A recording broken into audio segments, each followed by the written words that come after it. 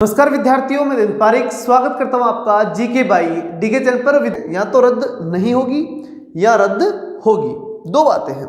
अब पहली बात जो आती है कि रद्द नहीं होगी, ऐसा क्या कारण हो सकता है जिसके तहत हम कह सकते हैं कि रद्द नहीं होगी। उसका सबसे बड़ा कारण है मुख्यमंत्री जी का विचार, उनकी जो सोच। अभी तक जो उनकी सोच है वो निश्चित रूप से इधर ही जा रही है, क्या कि रद्द नहीं होगी। अब वो क्या कारण है स्पष्ट उन्होंने कहा नहीं है, स्पष्ट नहीं कहा कि रद्द होगी या नहीं होगी। उन्होंने कुछ पॉइंट आज रखे, उन पॉइंट्स के आधार पर हम कह सकते हैं कि उनकी इच्छा नहीं है। वो पॉइंट क्या है, देखिए। सबसे पहले उन्होंने नेता प्रतिपक्ष को लिया, क्या कहा कि नेता प्रतिपक्ष ने एसओजी की जांच की तारीफ की है।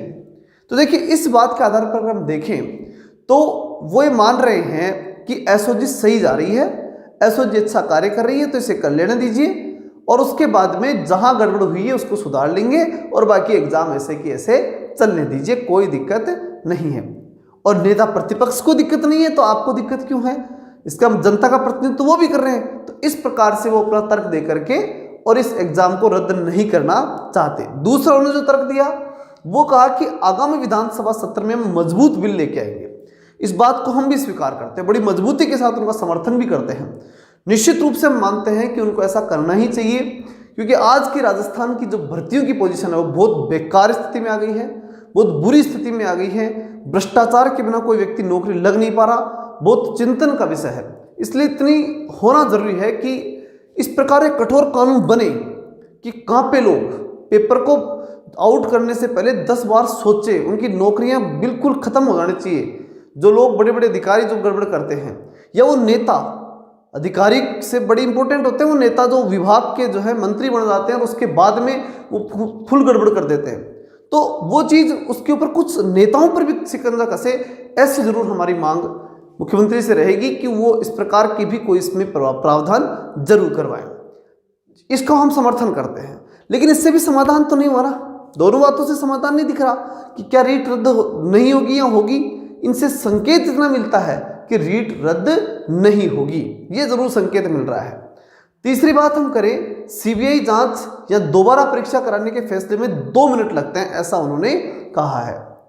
उन्होंने एक बात रखी कि भाई मेरा ये मानना है, वो मुख्यमंत्री जी कह रहे हैं कि मेरा ये मानना है कि कोई व्यक्ति अगर गलती करता है तो उसको भरपाई करनी पड़ती है। तो मुख्यमंत्री जी ये निश्चित मान लीजिए, ये राजस्थान के युवा जो है ना वो अब की बार पूरे तैयार बैठे हैं। अगर गड़बड़ हुई ना तो पूरी भरपाई कर देंगे। बहुत बुरी स्थिति में है राजस्थान के अंदर, कोई भर्ती सिस्टम से नहीं चल रही। 25 लाख युवा और उनके परिवार, सोच लीजिए आप, रीट कितनी बड़ी वैकेंसी थी।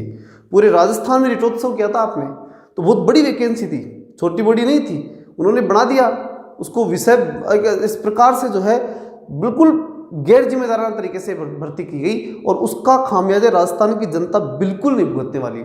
ये साफ साफ इसमें दिखाई देता है। आप सीबीआई जांच ही मत कराइए, दोबारा पेपर ही मत लगवाइए, कुछ नहीं कीजिए, लेकिन जनता का विश्वास अर्जित कीजिए। बहुत बड़ी बात है, या तो जनता का विश्वास अर्जित कीजिए या फिर इस सिस्टमेटिक रूप से सारा काम कर लीजिए। जनता काफ़ी परेशान है, विद्यार्थी काफ़ी परेशान है। अब इससे भी क्या होता है, इससे भी क्या दिखाई दे रहा है कि रीट रद्द नहीं होगी। यहाँ तक सारी बातों से यही दिखाई दे रहा है उनसे। और लास्ट बात आती है कि 25 लाख बच्चों का भविष्य दांव पर है, और उन्होंने जो इसके तहत तर्क दिया वो ये दिया कि अगर वापस भर्ती करा दी ना तो 25 लाख बच्चों का भविष्य जो है वो दांव पर है। क्या आज दांव पे नहीं है? आप अगर मान के चलिए, अगर 500 बच्चों को पेपर मिल गया और वो टिप करके पास हो गए, ठीक है, तो निश्चित रूप से उन 500 का तो भविष्य दांव पर लग गया। जो इंटेलिजेंट थे, जिन्होंने पढ़ाई की थी, जिन्होंने मेहनत की थी, उनका तो कोई मतलब नहीं है, वो तो रह गए। ये तो पक्की बात है ना। इसका मतलब अयोग्य व्यक्ति को आप पद पे बिठा रहे हो, फिर वो अयोग्य व्यक्ति बच्चों टीचर बनेगा, फिर वो पढ़ाएगा तो क्या पढ़ाएगा? कुछ पढ़ाने की स्थिति में नहीं है। वो खुद नैतिक रूप से भ्रष्ट व्यक्ति क्या पढ़ा देगा? कुछ नहीं पढ़ा सकता। तो बहुत बड़ी बात है कि 25 लाख बच्चों का भविष्य इस स्थिति में दांव पर लग जाएगा। किस स्थिति में? कि अगर ये एग्जाम वापस नहीं हुई या इसकी वास्तविक जांच नहीं हुई, फर्जीवाड़ा जितना है वो पूरा दूर होना चाहिए। मैं ये नहीं कहता कि वापस ही हो एग्जाम, हालांकि परिस्थिति ऐसी है कि होनी चाहिए, लेकिन उसके बावजूद भी आप इतना विश्वास दिला दीजिए फिर विद्यार्थियों में, इतना विश्वास जगा दीजिए कि हाँ गड़बड़ नहीं है, सारे स्वीकार कर लें उस बात को, या फिर इसको दोबारा कराइए। 2 ही बातें इसके अंतर्गत होनी चाहिए, अन्यथा विद्यार्थी बिल्कुल अब की बार सहन करने की स्थिति में नहीं है। बहुत बुरी स्थिति विद्यार्थियों के पास आ गई, बिल्कुल असमंजस की स्थिति में है, तो इन सारी बातों से क्या दिखाई दे रहा है कि रीट रद्द नहीं होगी। अब वो स्थिति देखते हैं कि जिसके कारण रद्द हो सकती है और हमें लगता है कि वो रद्द होगी, वो है सबसे बड़े आप राजस्थान की जनता।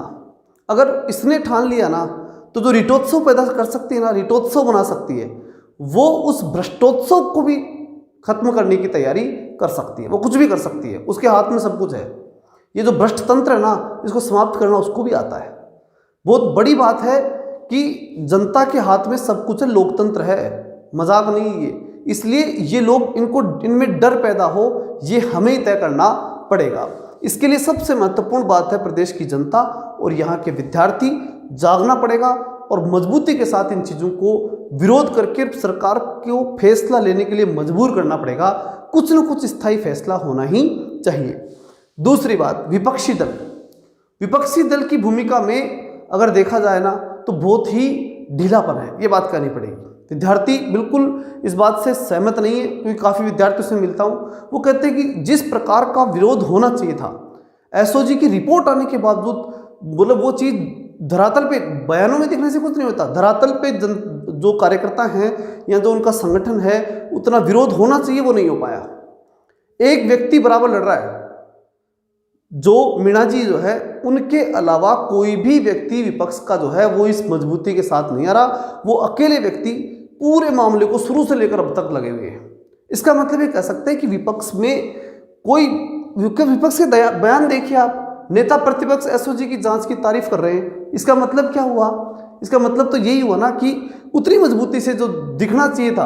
हाँ, ये बात सही है, एसओजी ने काम किया, बहुत अच्छी बात है, लेकिन एसओजी ने काम किया, उसके बाद में तो अगली बात जो मीणा जी ने कही थी, किरोड़ी लाल मीणा क्या करे हैं, उनकी बात को हमें समझना चाहिए। वो सही कर रहे हैं कि जितना किया ठीक है, लेकिन बड़े नेताओं के ऊपर हाथ डालने में एसओजी सक्षम नहीं है, वास्तव में सक्षम नहीं है। ये बात यहाँ रखनी चाहिए थी। विपक्ष के नेता को भी इस बात को मजबूती के साथ में रखना चाहिए था कि वास्तव में बड़े नेताओं के ऊपर हाथ रखना संभव नहीं होगा इनके लिए। तो इसलिए ये बहुत बड़ी बात है कि विपक्ष इतना सक्रिय नहीं है, ये चिंता का विषय है, बल्कि होना चाहिए था। अगली बात आती है प्रशासनिक कारण। प्रशासनिक कारणों की जब हम बात करते हैं तो जरूर हमें कुछ संभावना, कुछ आशा दिखाई देती है। पहली आशा तो है, हम सब, राजस्थान की जनता सबसे बड़ी आशा है कि इसका कुछ न्यायिक निर्णय होगा। तो निश्चित रूप से न्यायिक निर्णय रद्द भी हो सकता है, रद्द होने के चांसेस ज़्यादा हैं उसमें। और दूसरा जो प्रशासनिक कारण है वो स्पष्ट दिखाई देता है हाईकोर्ट। हाईकोर्ट की जब हम बात करते हैं तो वहाँ हमारे केस दायर हैं, काफ़ी विद्यार्थियों ने लगाए हैं, बहुत अच्छी वहाँ कार्रवाई भी चल रही है, ऐसा लग रहा है। तो ऐसी स्थिति में जब हाईकोर्ट, अगर हाईकोर्ट के पास दो बातें देखिए, एक तो ये है कि हाईकोर्ट ये कह दे कि सरकार जाने और सरकार का काम जाने, हम उसमें बीच में डंगा नहीं डालेंगे, ये कार्यपालिका का काम है, वो अपने स्तर पर देखे। दूसरा, आर्टिकल 16 जैसा साधारण सा आर्टिकल, अगर शुरुआती जो मौलिक अधिकार जो हम सब जानते हैं, उसमें भी अगर जो है, जिसे हम बोलते हैं सरकारी नौकरी में लगने की अवसर की समानता बोल सकते हैं, उसे एक समानता वाली बात जो कर सकते हैं, वो भी ये दावा करती है कि हाईकोर्ट इस पर निर्णय करे और अवसर की समानता के तहत ही हर व्यक्ति को नौकरी लगने का जो अवसर है वो मिल सके, मौलिक अधिकारों के तहत ही आर्टिकल 16 को लेकर के भी फैसला दे सकती है। ये कोर्ट के ऊपर है, कोर्ट चाहे तो दे सकती है, आर्टिकल 16 को ध्यान रखते हुए दे दे, ये हाईकोर्ट के ऊपर है। बहुत महत्वपूर्ण बात इसके अंतर्गत है कि चाहे तो हाईकोर्ट कुछ भी कर दे और चाहे तो हाईकोर्ट सब सरकार पे छोड़ दे।